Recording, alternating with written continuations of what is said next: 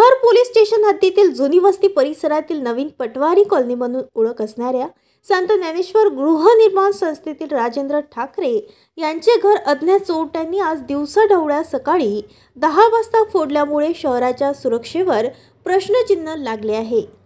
नवीन पटवारी कॉलनीत राहणारे राजेंद्र ठाकरे घरालगतच्या गजानन महाराजाच्या मंदिरात पूजेसाठी गेले होते व त्यांचा मुलगा घराला कुलूप लावून लगतच्या पटांगणावर खेळत होता। चोरट्यांनी हीच वेळ साधली व राजेंद्र ठाकरे यांच्या घराचे कुलूप तोडून घरात प्रवेश केला। राजेंद्र ठाकरे यांचा मुलगा खेळून घरी परतत असताना 10:15च्या दरम्यान घराचे कुलूप तोडल्याचे त्याच्या लक्षात आले। त्याने लगेच आपल्या वडिलांना माहिती दिली। राजेंद्र ठाकरे घरी पोहोचताच घरफोडी झाल्याचे त्याच्या लक्षात आले।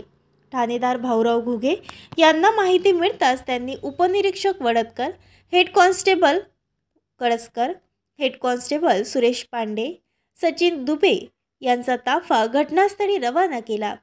6,000 रुपये रोख व 13,150 रुपये किमतीचे सोन्याची अंगठी असा सुमारे 19,150 ऐवज चोरट्यांनी लंपास केल्याचे लक्षात आले।